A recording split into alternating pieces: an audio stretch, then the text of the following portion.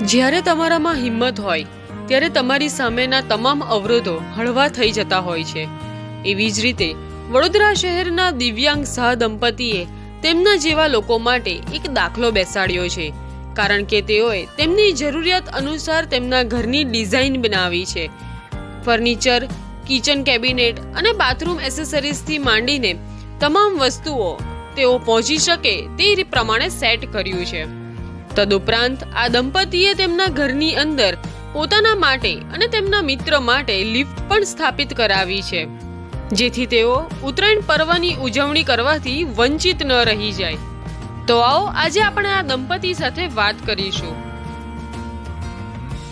અમે લોકો છે ને પહેલાં વાડીમાં ફ્લેટમાં રહેતા હતા અને ગ્રાઉન્ડ ફ્લોરનો ફ્લેટ હતો, પણ ત્યાં આગળ પાર્કિંગની બધી બહુ તકલીફ હતી, એટલે અમે લોકો 2005ની અંદર આ હીરાનગર સોસાયટી, જે ઓલરેડી જૂની સોસાયટી હતી, રીસેલમાં અમે મકાન લીધું 2 રૂમ કિચનનું. અને પછી જ્યારે મેં ઉપર લેવાનો પ્લાનિંગ કર્યો તે વખતે અમને જે બિલ્ડર કે આર્કિટેક્ટ એવું કહ્યું કે તમે ઉપર લેશો તો તમને તમારા સામે ઓલરેડી જૂનું છે અને તમે તમારા હિસાબે જે બનાવવા માગો છો એ નહીં થઈ શકે, એટલા માટે તમે તોડાઈને નવું બનાવો. એટલે અમે આખું 1.5-2 વર્ષ બહાર બીજે શિફ્ટ થયા રહેવા અને આખું 2012માં આ મકાન અમારી સવલત પ્રમાણે નવું બનાવ્યું, જેમાં અમારું જે સ્વિચ બોર્ડથી માંડીને અમારું જે ફર્નિચર છે, બેસવાનું furniture, drawing room furniture, bedroom, અમારું કિચન અને મેઇન પર્પઝ અમારો ઉપર જવા માટેનો મેઇન પર્પઝ શું હતો કે ઉપર જવા માટે અમારે લિફ્ટ નખાવવાનું પ્લાનિંગ. એ તે વખતે અમે આખું લિફ્ટનું સ્ટ્રક્ચર બનાવેલું, તો કે લિફ્ટ તે વખત નથી નખાઈ, થોડી પૈસાના કન્સ્ટ્રક્ટ લીધે. લેકિન હવે રિટાયરમેન્ટ પછી મેં હમણાં 1 વર્ષ પહેલાં જ લિફ્ટ નખાઈ દીધી છે. અને અમારું પૂરું ઘર છે આખું એક્સેસેબલ છે, કે જેમાં બેડ પણ એકદમ નીચા છે, સ્વિચ બોર્ડ નીચા, જે અમારી ડિસેબિલિટીને અનુકૂળ પડે. અમારું કિચન બી એકદમ નીચું છે. પછી અમારું કોઈ પણ ફર્નિચર, સ્વિચ બોર્ડથી માંડીને બધું જ, તમારું ટોયલેટ છે, આ છે, બધું જ અમને સગવડ પડે એ પ્રમાણે, જેથી અમને. અને બીજું, આજની ઘડી નહીં, ભવિષ્યમાં અમારી ડિસેબિલિટી જેમ જેમ વધારે ઉંમર થશે ને કારણે અમને વધારે તકલીફ પડશે, તો એમાં કેવી રીતે કામ થઈ શકે એના માટે.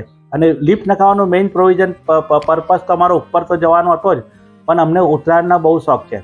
એટલે ઈચ્છા એવી છે કે ભવિષ્યમાં જો બીજા કોઈ ડિસેબલ લોકોને પણ લિફ્ટમાં બેસીને કદાચ નાહી શકતા હોય, એ લોકો ઉત્તરાયણનો આનંદ ના લઈ શકતા હોય, એ લોકો પણ ઉત્તરાયણ કરવા આવે અને બધાને અમે વેલકમ કરીએ છીએ, અમારી જોડે ઉત્તરાયણ કરે, લિફ્ટમાં બેસે. અને થોડુંક ઉપર ચડવા માટે થોડા દાદરા છે, પણ એટલા માટે મેઇન પર્પઝ તો એ જ છે કે અમે ઉપર જવા માટે અમને સગવડ પડે તે જ છે.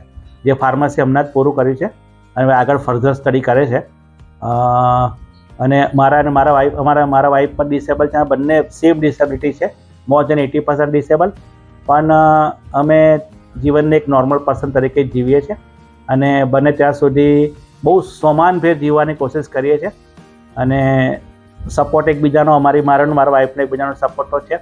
અમારી દીકરી પણ એટલી જ મેચ્યોર્ડ છે, જે જન્મથી અમારી જોડે રહી છે, એ બધી અમારી પરિસ્થિતિ જાણે છે અને અમારે કશું કહેવું નથી પડતું. And she is also very supportive. અને એટલે બસ આ જ ચાલે છે અને ભવિષ્યમાં ચાલતું રહેશે અને જે બને એટલી લોકોને મદદ કરવાની કોશિશ કરીશું, એવો અમારો પર્પઝ છે. સિંગિંગથી અને બધી જ રીતે.